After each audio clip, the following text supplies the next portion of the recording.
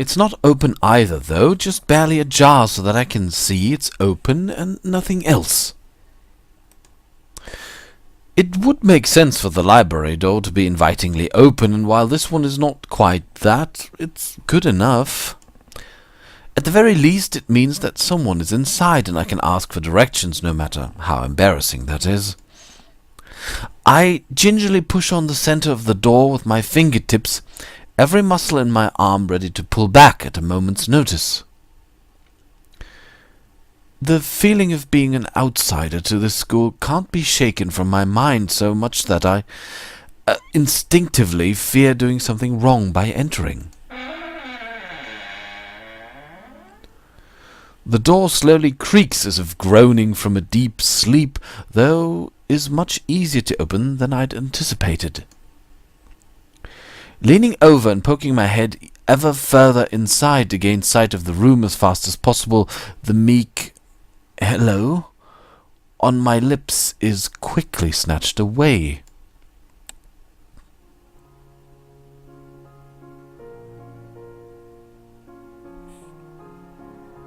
Oh, and a new girl. Blonde, which I dare say is quite rare in Japan. If it's real. This is not as I was expecting. I mindlessly let the door open to its full extent, taking in the sight of the solitary figure taking center stage in the otherwise abandoned room. The situation steals my voice, leaving me standing at the doorway staring at the beautiful girl. Oh, you think she's stunningly beautiful? Evidently, having taken her time to assess the situation, the girl gently puts down her teacup and opens her eyes, but doesn't look at me. Hello there. May I help you? Wavy-haired girl. All right, yes. Staring directly in front of herself, the movements of her lips seem to break the silence rather than the words. However, it's the soft, measured voice that reminds me she's a being separate from the room itself. Not only is she likely the tallest girl I've ever laid eyes on, but even among the foreigners I've met, she's strikingly distinct. Yeah, she's got blue eyes for one. Hi. Sorry for intruding. I was just kind of lost. She takes a moment to formulate a response before speaking. Every action she takes feels as if it's carefully choreographed beforehand. Sorry. Care to take a seat? Unexpected, considering that I'm intruding upon her. Thanks. I slowly step towards another seat opposite her, the girl resting the teacup and saucer on the wooden table in between. The way she doesn't track my movements with her head is telling. That, and the slight cloudiness to her eyes, means she must be at least partially blind, like Kenji. Come to think of it, her voice doesn't have any detectable accent either. I guess she must be half Japanese? Which is, genetically speaking, extremely unlikely, alright? Because the black hair is the dominant gene, so if a Japanese person with black hair, obviously, has a child with somebody with blonde hair, chances of that child being blonde are almost zero.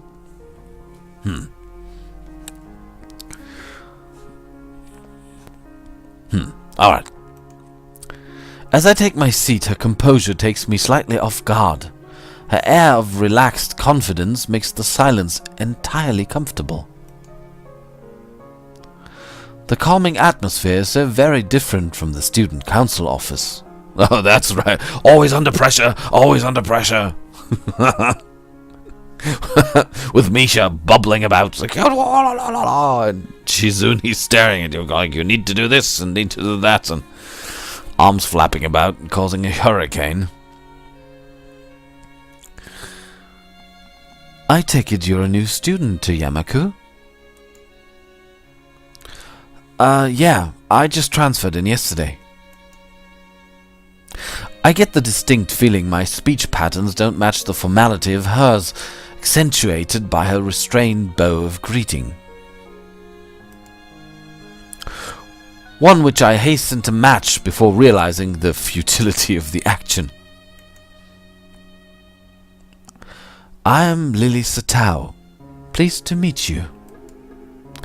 Hisao Nakai. She gives a nod before gesturing roughly in the direction of her teacup. Would you care for a drink? Sure. As much as it pains me, I can't keep step with her formality in the proceedings. She gives a kind nod, taking the request in stride. Without another word, she steps off the chair and prepares a second cup of tea from a collection of supplies laid out along the shelf. A brush here, a brush there, her left hand often lightly touching the side of whichever container she's pouring into. It seems to be a process she's followed dozens of times before. Well, naturally, if she's blind, and she was born that way, she must have done it for 16 years at least. Or 15, I don't know what age you're in there. As I lean sideways to see around her back, she seems to use her long, dainty finger to measure the right amount of water in the cup. It's one thing to see the different disabilities the students in my class have, but it's quite another to see how everyone seems to adapt. Shizune and Misha have no problem working together to communicate to me, and Lily herself seems to have workarounds for problems I'd never thought of. While I feel slightly guilty about her doing the work, she seems pleased to be following the correct process of the offerer preparing the drink. So, her soft voice brings me out of my silent observance. Which room were you looking for? It's not often this classroom is visited after school. The school library. Shizune and me, some classmates, told me it was on this floor.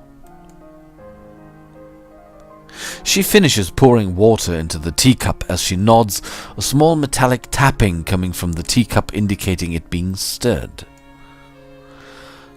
I am aware of Miss Hakamichi, as are most students. To be with them means you're in class 3-3, no? That's right, in the science room with Mutao. She gives a small giggle before setting down the teaspoon and slowly walking towards the table, teacup and saucer in hand. He's quite a character. I imagine you'll come to like him. Most do.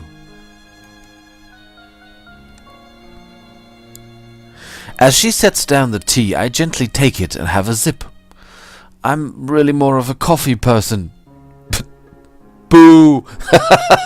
Boo! Not really. Come on, you're Japanese. And coffee is only for emergencies. Tea is a lot better. I do not very often agree with Dragonster, I think. I'm not actually sure. But in this case, I wholeheartedly have to agree with him. It's tea. It's tea. I have a cup of... I had a cup of very good tea in front of me, but unfortunately, I just discovered it's empty. Oh well. But this seems like a rather bad moment to bring it up. Oh yes, if you really think she's interesting, you should not argue about the correctness of drinks. Nonetheless, the smell's quite nice. I hardly think it'd be hard to choke down. To choke down?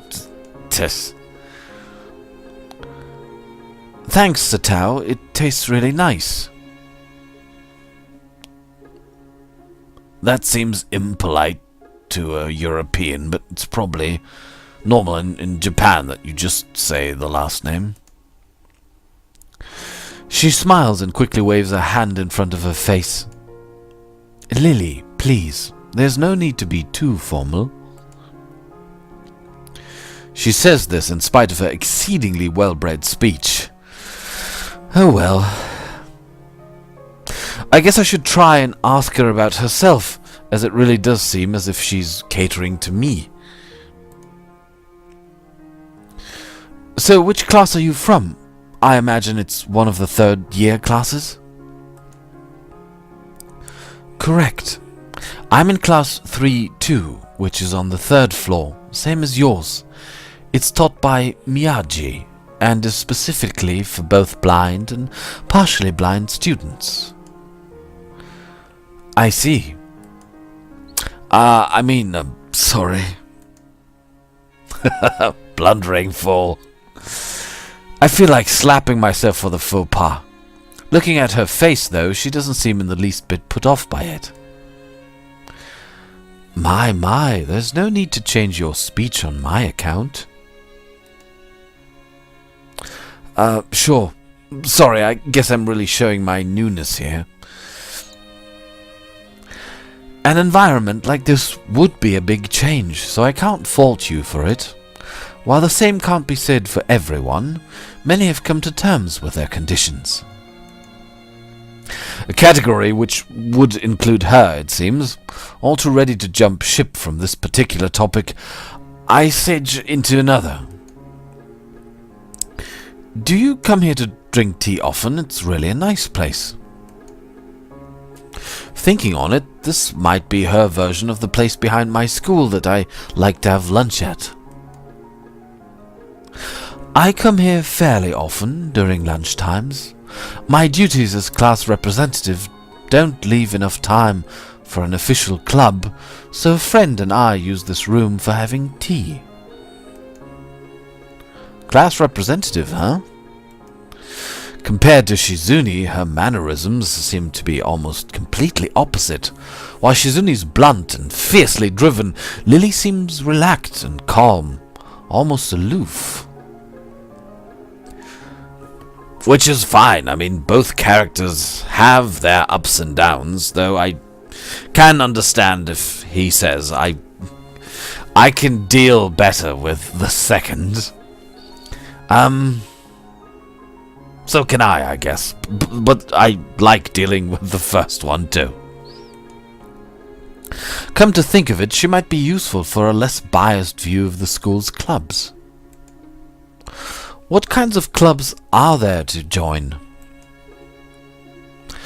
The most popular ones are the track and field club, which uses the field near the school during lunch times, the baseball club, and the book club in a room near the library.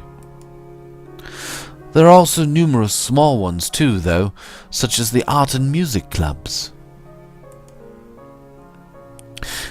At a time when I'm just wanting to get on my feet, rushing into a club right away seems slightly unappealing. I wonder if this school shares the same rule as my old one. Is it compulsory to join a club?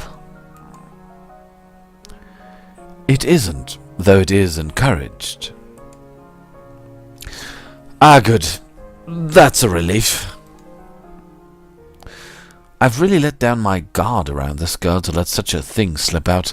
The fact seems to slightly amuse her.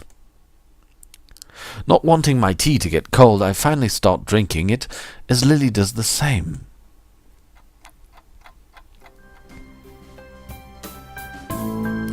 As I look over to the window over her shoulder, I notice the light coming into the room has a distinctly orange tint. Even here, time doesn't stand still. Oh, the time's gone quickly. Sorry? Right, she's blind. Of course she can't see the sun setting. No, but she might feel it. I mean, it's warmth coming through the window. Come on. It just looks like the sun's starting to set. It seems to come as a surprise for her. I guess she must have lost track of the time. Sorry, Hisao. I didn't mean to keep you from the library for so long. I quickly moved to allay her concern. Ah, no, it's okay. The library's still open, isn't it? She pauses and takes a moment to think on it. It's probably something I should have asked Shizune when I had the chance, but Lily seems likely to know in any case. True, it's open until 6:30 during weekdays. A quick glance at my watch confirms I have well enough time to get there. I might get going in that case. It's been nice talking with you, Lily. She smiles and gives a deep nod, her hands still neatly folded on the table in front of her.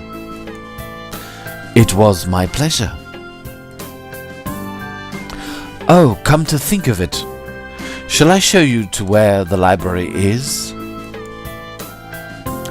I couldn't possibly ask for more help.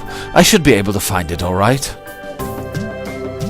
Well, unless my navigational skills fail me, which they seem to have a habit of doing. It's all right. I was going to be talking to the librarian there in any case. I could introduce you. This gets better and better. It's pretty hard to deny her offer. If you're sure, then that'd be great. Thanks. As she stands up to follow me, she takes hold of a straight, retractable cane that had been slipped in the handle of her bag on the floor. Compared to the cane the boy in my class had, Lily's looks much thinner and longer.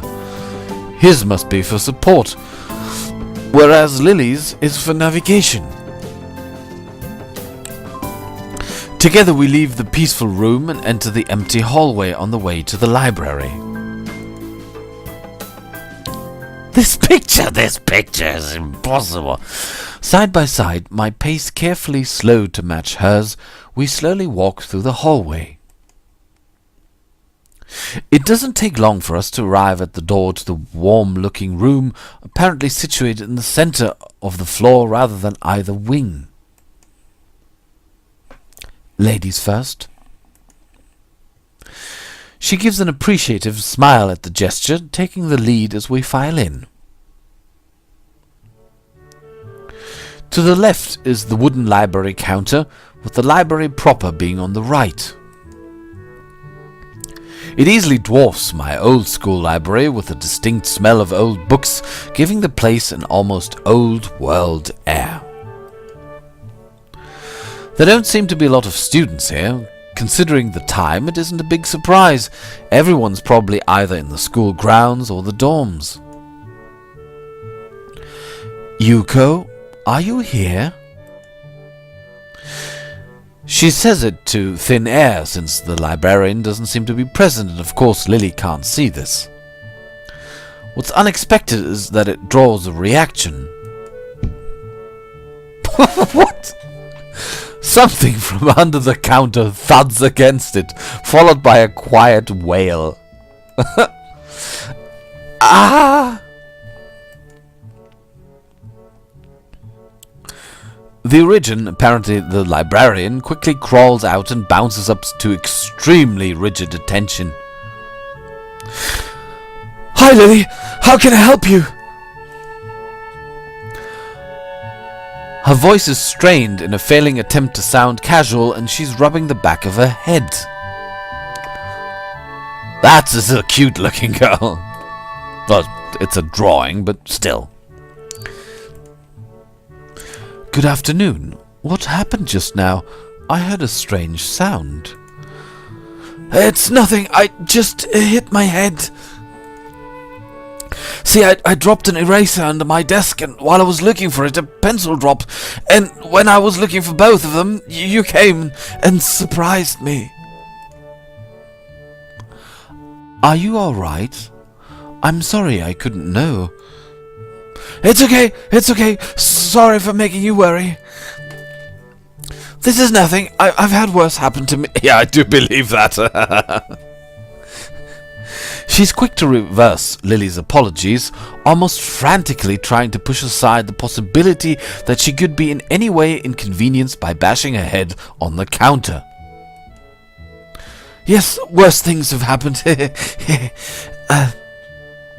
The girl fidgets with her fingers as Lily doesn't seem to drop her concerned expression, and then she shuffles some papers around the counter for no reason. A little shorter than Lily, replete with glasses, freckles, and a very troubled look, she seems to fit a library perfectly. Lily, did you get my message? Message? Oh, the 2 imported books that arrived? Right, they finally came. I can't believe it took so long, but, Amidst her celebrations, partially for managing to change the topic, I'm sure, she notices me from the corner of her eye and freezes on the spot when she does. Oh no, I'm sorry for not noticing you before. She's really genuinely worried. Did you need to check out a book or return one? I'm sorry. The way she can so quickly shift between moods is a little unsettling. He's with me, Yuko. This is Hisao, a new student. Hisao, this is Yuko, the school librarian. Pleased to meet you. Hisao, right. Hisao, pleased to meet you too. Hisao. For a second, she visibly attempts to engrave the name on her mind so she won't forget.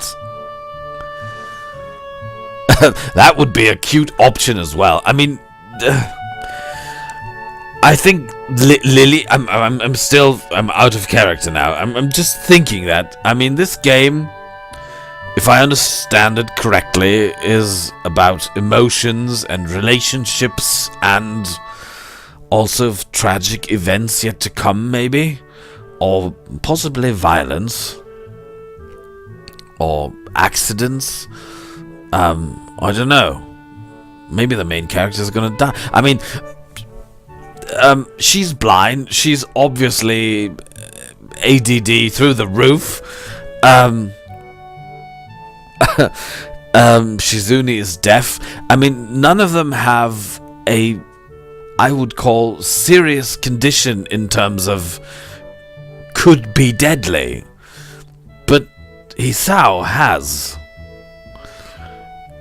So I'm guessing if he falls in love again, it would endanger his heart yet again. Maybe that's the tragic of this novel, is going to be that he's got so many beautiful girls around him, and all of them, because of their disability, their unique disability that each and every one of them has, they all have, well, they all pose a certain challenge, and he's torn between several, I guess, but he's not allowed to fall in love, because that would endanger his heart yet again. Could that be? I'm rambling. Let's get back into character.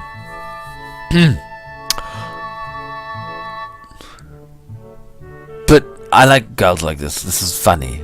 Though, she's not that unique, because Misha is similar. Though, not quite. I mean, they're both ADD people, like, yay, bobbling around, jumping around. But she also has, like, Misha does not have any problems with her condition and with her surroundings because she has a large ego. She's fine with herself. She's content with the way she is. And this librarian girl is not at all. That is a big difference. Which is not in connection to any disability. Yuko often arranges to import foreign books in Braille for me. In case anybody doesn't know, Braille is the way books are written for blind people. You can feel them with your fingers. Every letter is done with a combination of little dots on the page that you can feel with your fingertips. Would you like to tell Hisao a little something about the library? Lily's innocent suggestion is met with an expression of abject terror. Please, Lily, I can't. I don't know what he could be interested in. This is too much responsibility. You're the librarian, for crumb's sake. How it's any responsibility at all, I don't get, but her objection is so sincere I don't doubt for a second that she would rather disembowel herself on the spot than tell me where the light novels are. That's not a funny joke if you take into consideration this is in Japan. But... So, there are lots of books in Braille here? Well done, Hisao. Thank you. I attempt to save the day by asking the first thing that pops into my head. It seems to work at least partially, as Yuko seems to not exactly relax, but at least look slightly less tense. Well, I think about a third or a fourth of Yamaku's library are either in Braille or audio. Makes sense, given all the blind students that be here. If it's only that, how come this library is so big in the first place? Well, we get a lot of new books regularly because the library is adequately endowed. That's probably why. They spend more on new books than on my salary, and then I have to organize and shelve all of them. It's so troublesome, and they weigh so much I wish I could quit this job. Awkward silence. A very awkward silence follows this revelation of too much information. I'll go check the aisles now, if you don't mind. It's probably best for all of us if she doesn't keep talking to me. Very well. Meanwhile, Yuko, I would have those books if it's all right with you. Yay, escaped. My first impression was right. The library is surprisingly big. Ambling down the narrow aisles, I study the spines of the books in random order, occasionally sliding one out to read the blurb, taking it with me if it looks good. In a few moments I have a respectable stack of books in my arms. I guess I'll never be stuck for choice in here. The normality of the library sinks in.